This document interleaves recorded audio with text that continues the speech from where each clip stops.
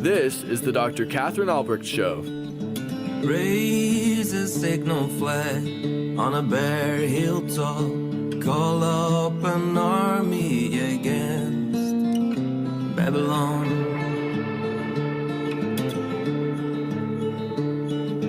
Raise a signal flag on a bare hilltop. Call up an army against Babylon. Wave your hand to encourage them. Wave your hand to encourage them. As they march into the palaces of the high and mighty. I, the Lord, have dedicated these soldiers for this task. Yes, I have called mighty warriors to express my anger. Yes, I have called mighty warriors to express my anger. And they will rejoice when I am exalted. Hello, good afternoon. Katherine Albrecht here. I was debating today, do I continue talking about food or am I going to talk about something else? And I decided I'm going to talk about microchip implants, of all things. I still have a lot more to say on food. If you missed the last two programs, you can find them both on the YouTube channel, and you can also find them on my website at katherine-albrecht.com under radio show. I think we still have a little bit of music playing there. You can go back and listen to them. I did part 1 and part 2 on food and the ways that our food supply is being adulterated. But in previous, like the last couple of shows, I've talked about a bunch of stuff that is fake and creepy and weird and wrong, including something called exogestation, which is the idea that babies, test tube babies, petri dish babies, actually, because there's not really any test tube involved. There's a petri dish, but that animals and ultimately humans, this has been being discussed by the Food and Drug Administration, would be taken out of their mother's womb, or maybe taken directly from that petri dish and placed into an exo or ectogestational artificial womb and brought to term that way. So there's lots of fake things going on.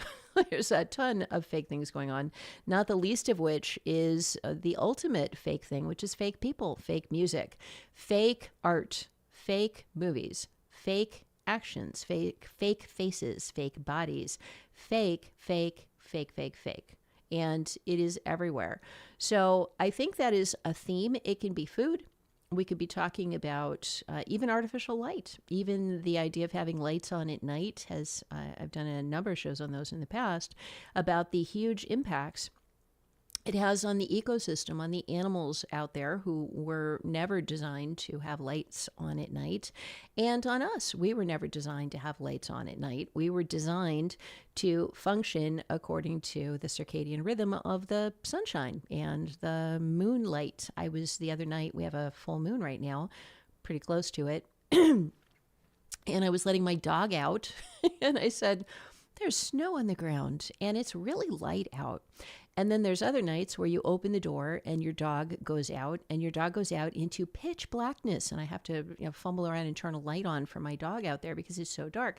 So even things like that we've lost track of, like we are no longer tracking whether the moon is full or whether it's waxing and getting bigger, or whether it's waning and getting smaller. We don't know the difference, many of us, between a new moon and waxing waning moon. The new moon, or a gibbous moon, there's all kinds of different words for the moon. The new moon is when it's a tiny, teeny little sliver, like a little fingernail clipping in the sky.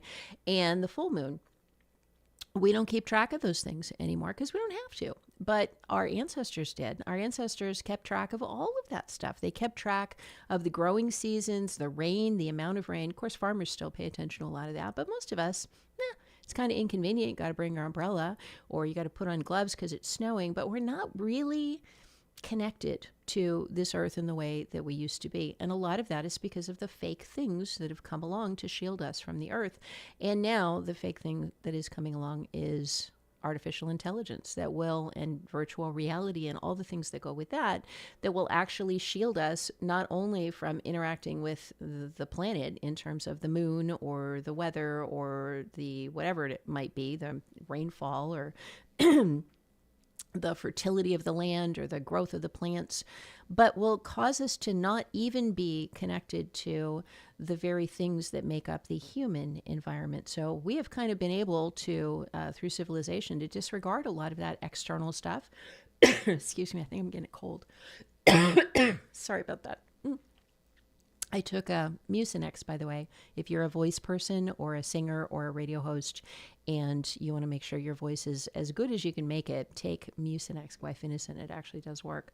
I only took mine about a half an hour ago. I don't think it's kicked in yet. But anyway, just a tip, word of the wise there. So as far as us becoming increasingly disconnected from the planet, increasingly disconnected from each other, increasingly disconnected from the messages from our own bodies. Yesterday, I talked about kids eating junk food and performing markedly worse in school. You know, they controlled for all the other variables. It doesn't have to do with socioeconomic status, parental income, parental education. The neighborhood you live in is literally just the junk food. It's affecting kids and making them not be able to perform as well in school. What does that mean? Their brains aren't working as well. Well, it's all of us, all the time. There are so many things we're exposed to that are reducing our ability to interact directly with the things around us in a way that's thoughtful, that's conscious, that's mature, that is intentional. I feel like many of us have just thrown up our hands and said, whatever, I'll just eat whatever. I'll just watch whatever because I can't even keep track of it or control it anymore. All right. So what I want to talk about today, though, is what happens when it's not just the sorts of things that are being given to us, or, you know, the music being played in the grocery store, which is filled with horrible messages. It's not just the food that's being served on our plate as we go to a restaurant. It's not just the content that pops up on our phone or in our social media when we go to try to watch a video about how to repair our dishwasher and we find ourselves 3 hours later watching cat videos. What happens when it goes beyond the things that are designed to ensnare us and are just in our environment around us doing us harm, and it becomes, well, it takes the gloves off and becomes more intentional about the harm?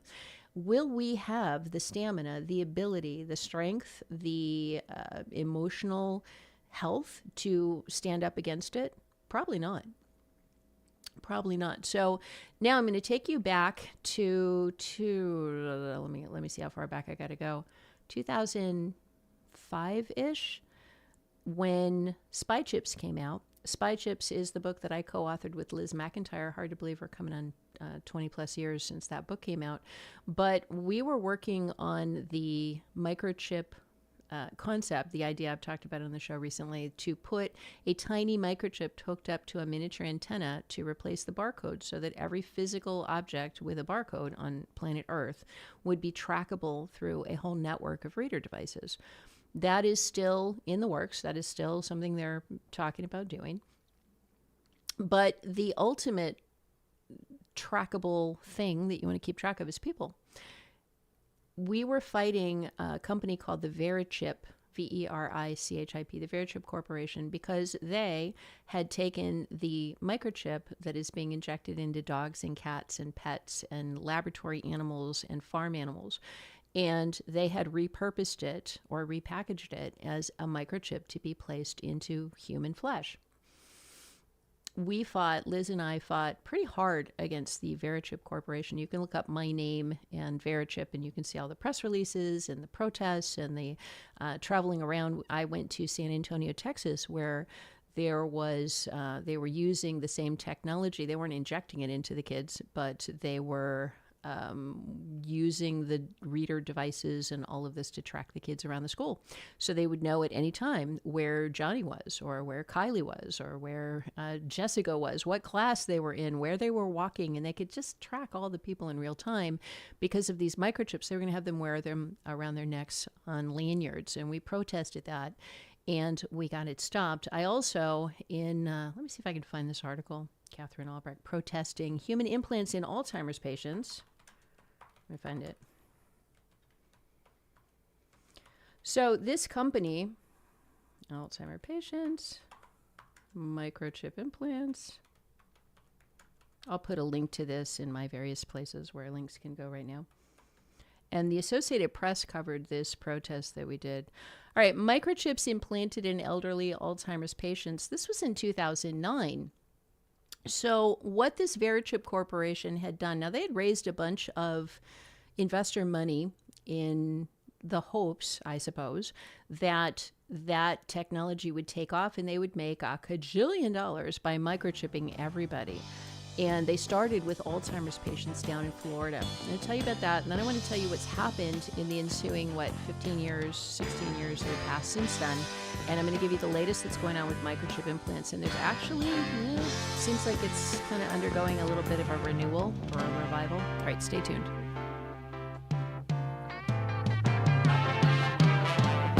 I do believe in you. Why are most email programs free? Companies use them as bait to lure people into their system so they can scan their data and sell them to advertisers. It's like a hotel giving out free rooms so they can film people sleeping and then sell the video. You'd never agree to that. StartMail restores your privacy. No one but you sees your sensitive data, and it costs less than a postage stamp a week. StartMail.com. It's email you can trust. Your email is your business, but if it's spied on, hacked, or intercepted, it can fall into the wrong hands. The solution is encryption, a high-tech way to scramble your data so no one can read it. For years, only the technical elite could use this powerful tool until StartMail came along. StartMail not only lets you encrypt the email you send, it encrypts your entire account. Encryption. It's just one more way StartMail.com keeps you safe.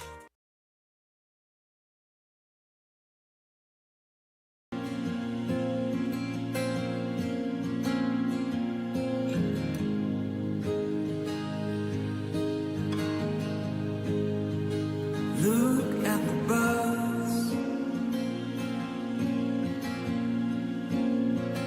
Look at the birds.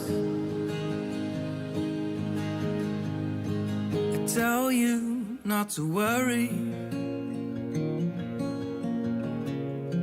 about everyday life.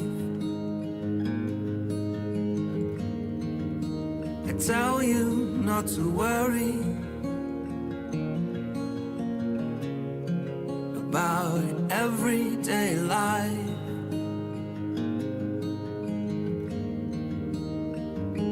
Can all your worries add a single moment to your life?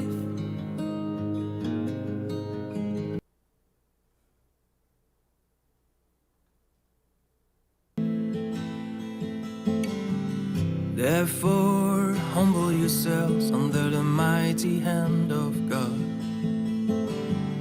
that He may exalt you in due time. Therefore, humble yourselves under the mighty hand of God, that He may exalt you in due time. Casting all your care upon Him, casting all your worries upon Him, for He cares for you.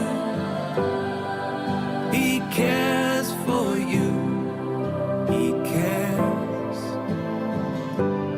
He cares for you. And back. Katherine Albrecht here. All right, talking about microchip implants. Now, I am looking online. I don't think there's actually a copy of this up online. I did a research study, which I've explained this to you, a meta study or meta research or a literature review is where you publish an academic article that is based on lots of other academic articles that were published. And I published one in, I don't even know what year I did this, 2007, called Microchip-Induced Tumors in Laboratory Animals. And what I discovered in the course of my research is that when you put these microchips into laboratory animals and dogs, that sometimes they get cancer around them.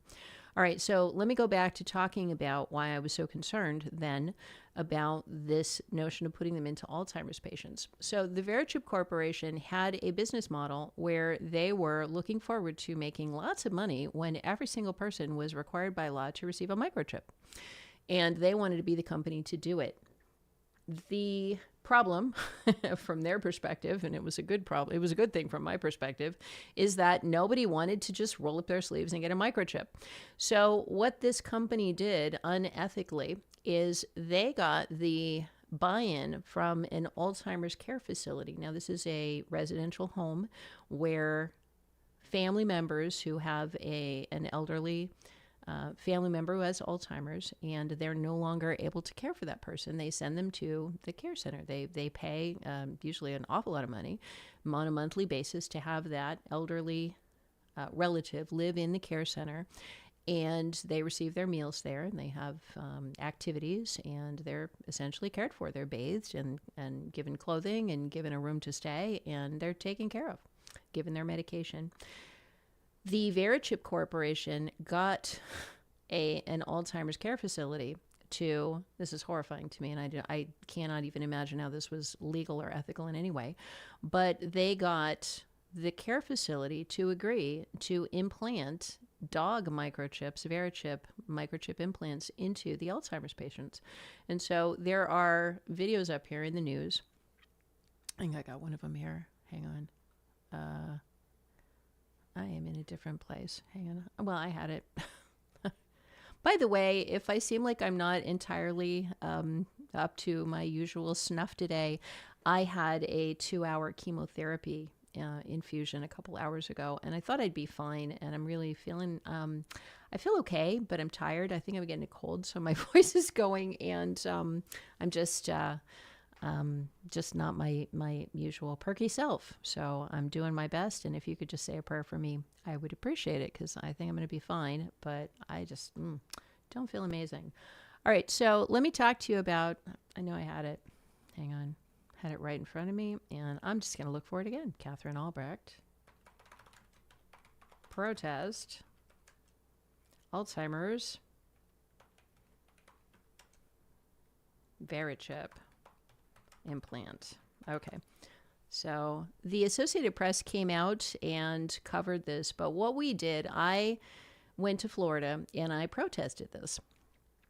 And we had a big group of people who protested. In fact, a pretty big group. We met at a Cracker Barrel and we walked probably about half a mile, I think, to the care facility, and then we stood outside and we did a prayer vigil.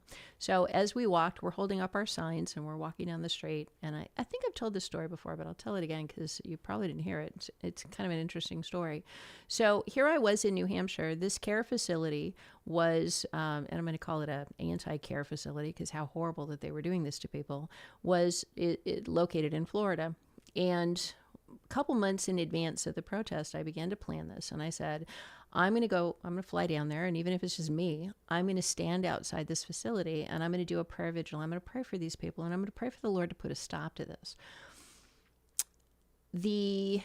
So I'm thinking to myself, well, who am I to hold a prayer vigil? I need to get a pastor. So I got did I get a Yellow Pages? I think I remember actually flipping through a book. This is 2000, I don't know, early 2000s.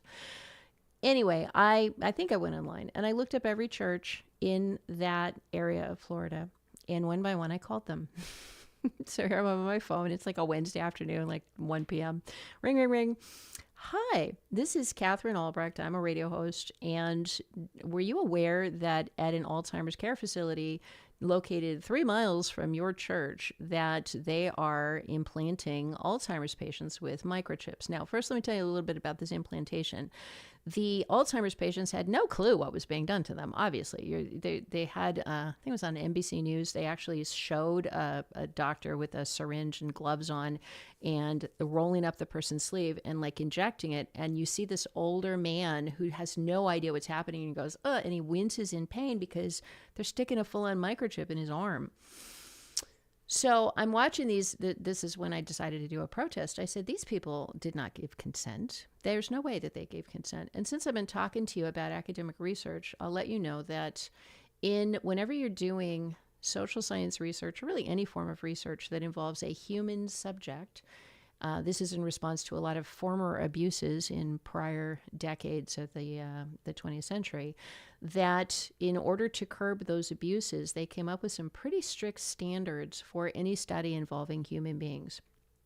And at universities across the country, which is where all this research takes place, they have something called an IRB, and you have to get IRB review and approval before you can do an experiment or a study or a test or anything involving people.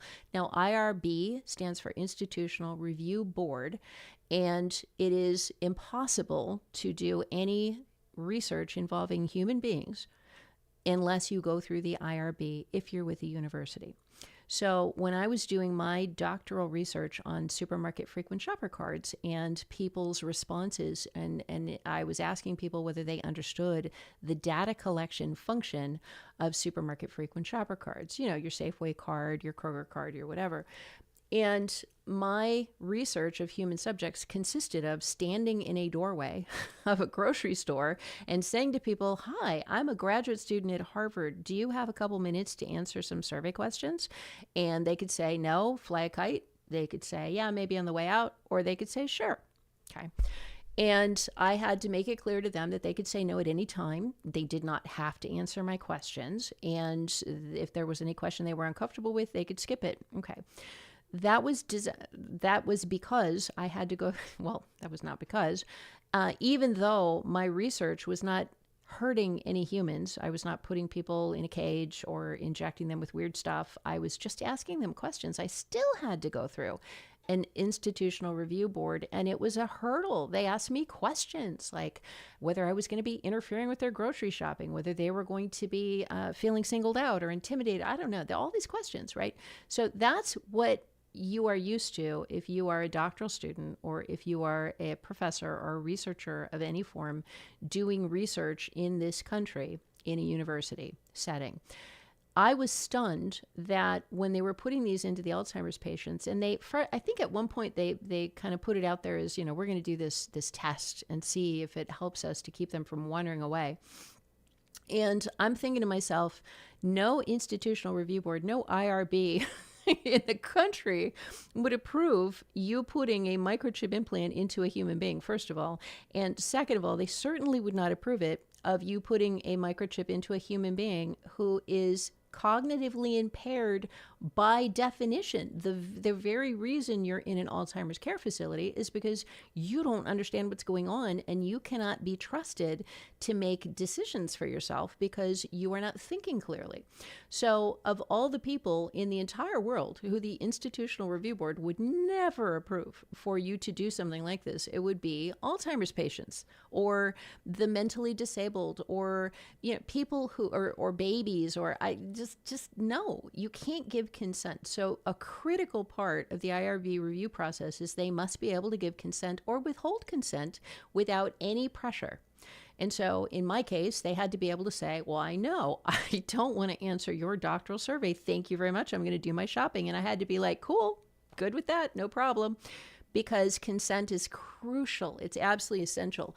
This comes from things like the Tuskegee experiments, where they allowed people being treated for syphilis to not be treated for syphilis and then monitored them and watched how they deteriorated and how they died when they were not treated for their syphilis. This has to do with experiments in the 1950s and 60s where they irradiated communities with radioactive substances in order to see what the effects would be. So there were some really nasty abuses going on in the use of human subjects in research, and all of these rules went into place to prevent it. So from me, now remember, they pound this into your head as a doctoral student. They pound this into your head as you're getting trained to do research. And so here I am, where I wouldn't even administer a questionnaire without making sure that it was approved. And now I'm looking at these people getting injected with microchips, and it just set off every alarm bell in my academic training that you don't do that to people. So I was upset because as a Christian, you really don't want to put numbers inside of people because that's going to lead to the mark of the beast. It upset me as a doctoral research because you really don't want to put things in people who can't give consent.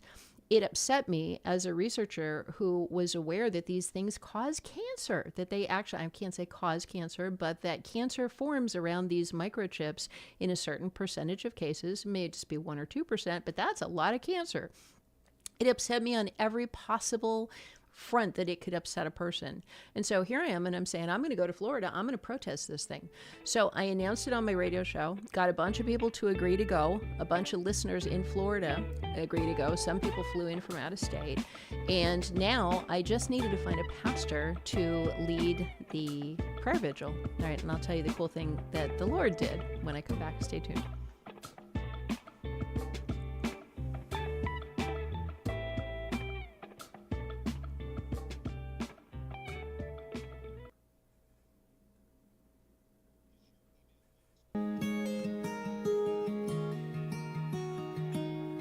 I saw a huge crowd, too huge to count.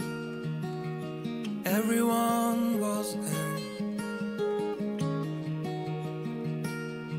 All nations and tribes, all races and languages.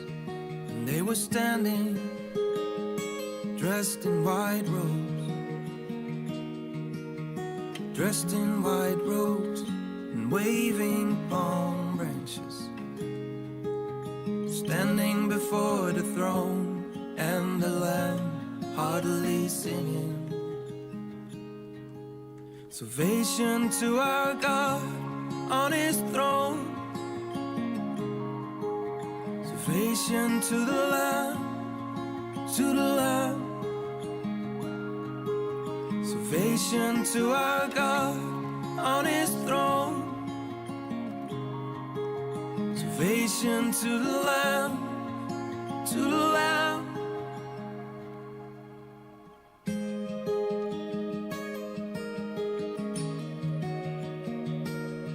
I saw a huge crowd, too huge to count.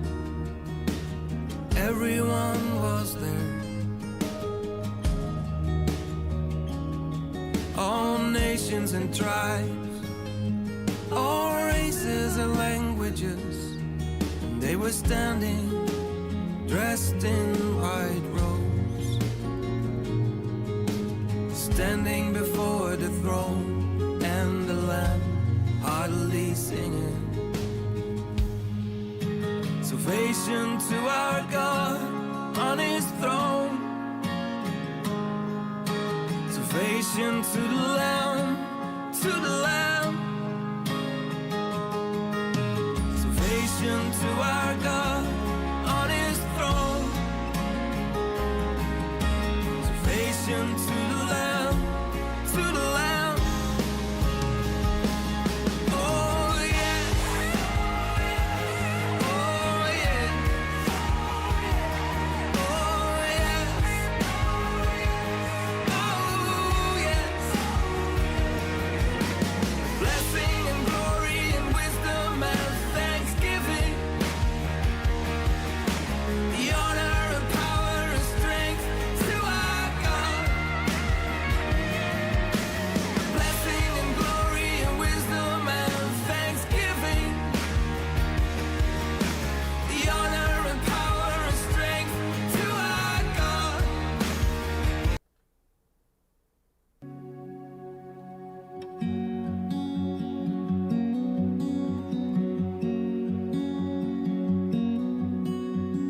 God is in this place, truly.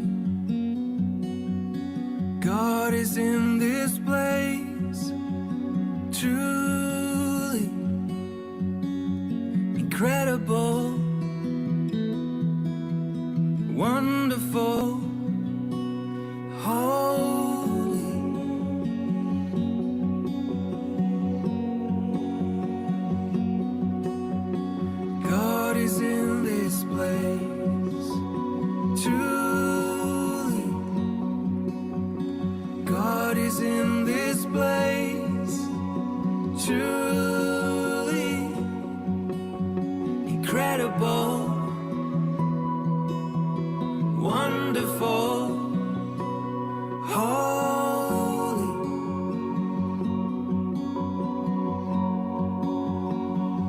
This is God's house. This is the gate of heaven. Holy, holy. This is God's house. This is the gate of heaven. Holy. All right, I'm back. So I'm going to just read. I'm going to read just a little bit about this. It happened in October 2009, so it's been 16 years. One of the greatest fears for families of Alzheimer's patients is that an older relative might wander off and then forget how to get home again. Could a microchip implanted under the skin of an Alzheimer's patient be the answer to relocating that loved one? The answer is no. Planting a tiny computer device in a human being is an idea that has aroused a lot of strong feelings. Okay. Ida Frankel is one of millions of Americans living with Alzheimer's disease.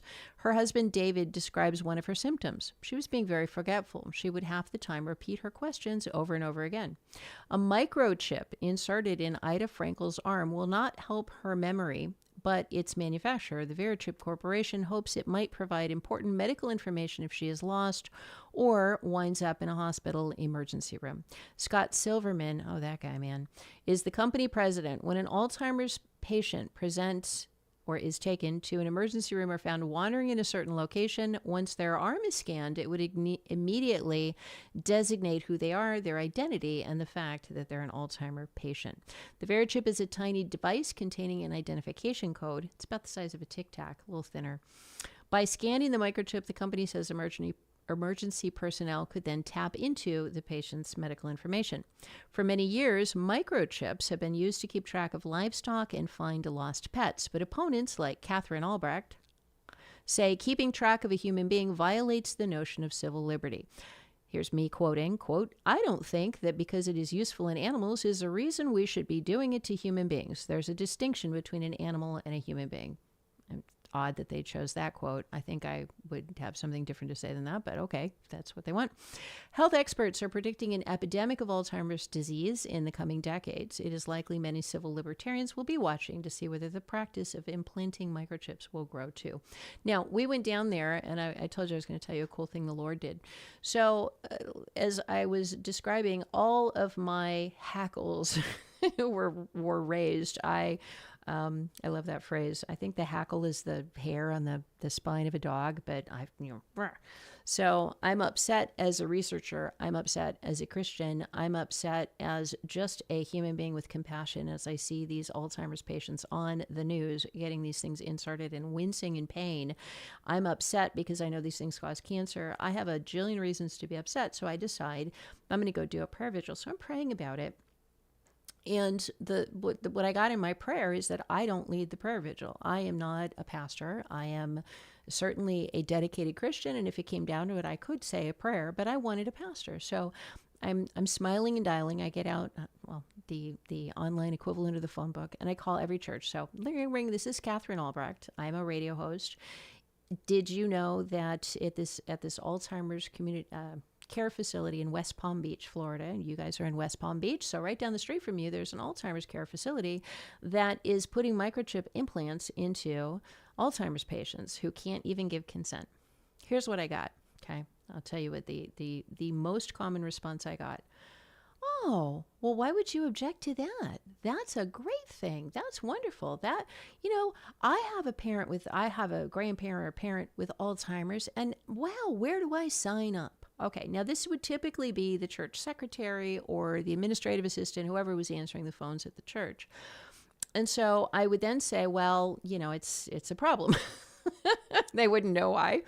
And I would say, can I speak to your pastor, your associate pastor? Oh yeah, Pastor Steve is in. Let me transfer you.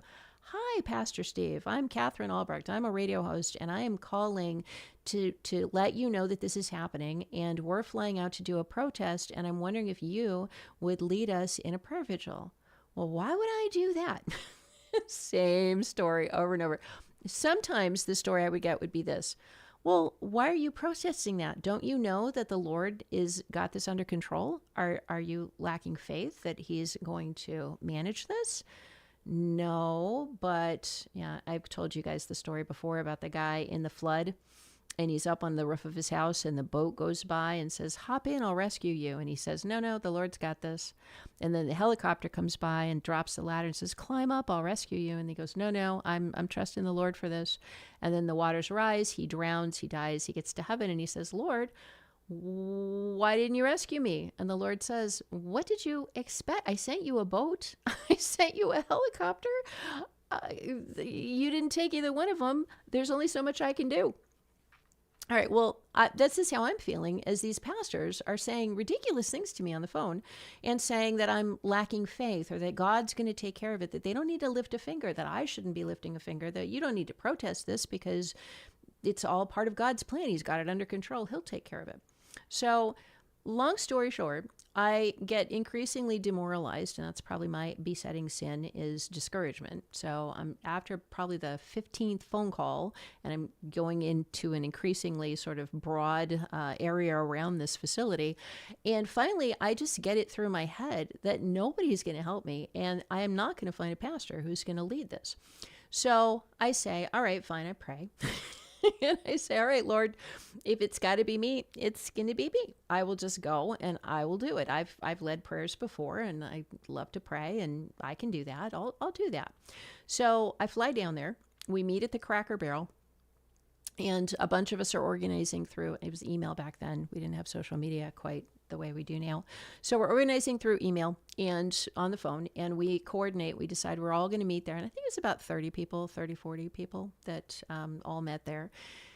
And we're at the Cracker Barrel. We get our signs, right? We've all brought signs and we distribute them around, and we've all got our signs. You know, we're people, not animals. Don't chip people. Chipping is wrong. I don't know what they all said. So now we're walking, and we did it's a march and a prayer vigil. The Associated Press came out and filmed this whole thing. We had media there. It was great. So we're walking and we're marching. We have our signs. And along comes a pickup truck, and it pulls up alongside us, and the guy rolls down the window and he says, wow, I totally support what you're doing. That somebody's microchipping people. We've got to put a stop to this. I'm a pastor. Can I help? I said, why, yes, you can. You can lead our prayer vigil. And sure enough, that guy drove alongside us as we marched our half mile to the facility. And then he got out of the truck and he stood up and he led a prayer vigil against this. And this was the Lord's way of showing me, I think, Katherine, don't worry. Don't worry, I got this. And you just faithfully do what you're supposed to do, and I'll take care of it. So we had a pastor there. It was amazing. And we put a stop to the chipping. I mean, they stopped it after our protest. So there's something to be said for going to a place where a bad thing is happening and just praying, even if it's just you. I walked together with Katina Michael and Tiffany Dashke at the time. We walked all around the Boston Dynamics facility where they were making those awful, well, there still are, those awful humanoid, monstrous fake dogs and all kinds of robotic yuck. And we walked around there, I don't know, it was probably 15 years ago, and we prayed, walking around the facility, praying that the Lord would keep the nastiness inside and not let it get out. And that company actually really didn't make the strides and the progress that it was hoping to make. Now it's kind of back on the scene, but I honestly believe that our prayer walk around there, praying and asking the Lord to contain that darkness and to keep it from exploding onto the scene, had a huge impact. So there's something to be said for just prayer against dark things, not sitting back and going, oh, the Lord's going to say, he'll rescue me. I don't need to take a boat. No, we need to speak out. We need to speak out about these things. All right. So here's the latest now on microchips. This is dated last year, 2024, the rise of preemptive bans on human microchip implants. Now, back in 2009, I was working with what university were they with? I can't remember, but it was a law school, and as one of their internship projects, they were writing sample legislation for various, I think it was a class, but for various different things. And somebody reached out to me and said, I would like to write a microchip ban, a ban against microchip implantation that would be mandatory, imposed by an employer or imposed by the government. And I said, fantastic. And so that laboratory, it was really a legislative law school laboratory, they wrote up a sample legislation, a piece of statewide legislation, and I then flew around the country and got it introduced into multiple states. And so all the way back in 2009, we got several states to implement a ban against mandatory microchipping. And now it's back, 2024. Now, this is in light of a company in Sweden, a company in, I got my couple of articles here. They're really small. Sweden, I think one is, I don't know, I'll tell you where they are in a minute. But anyway, the move to ban microchip implants is alive and well, and it's being banned in various states, and we should probably pay attention and get involved again. All right, be right back.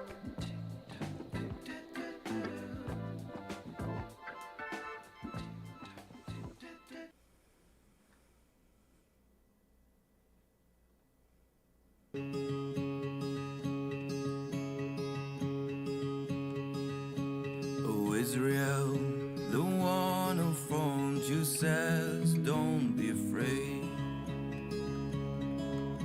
Oh, Israel, the one who formed you says, don't be afraid. For I've ransomed you, I've called you by name. You are mine, you are mine. Oh, Israel, the one who formed you says, don't be afraid. Oh, Israel, the one who formed you says, don't be afraid.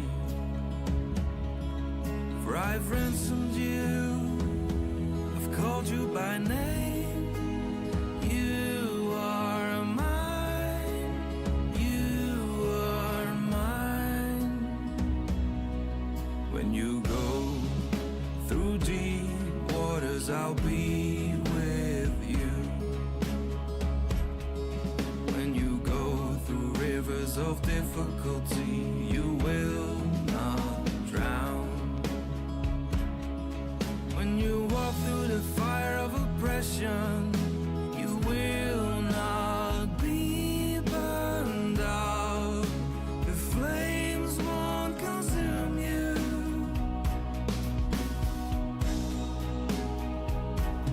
For I am the Lord, your God, the Holy One of Israel, your Savior. For I am the Lord, your God.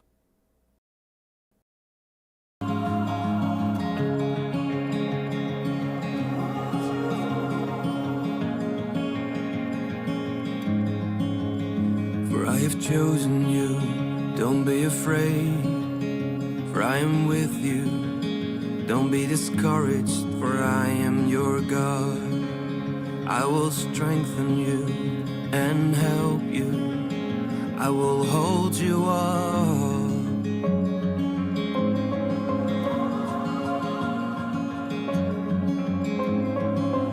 I will hold you up.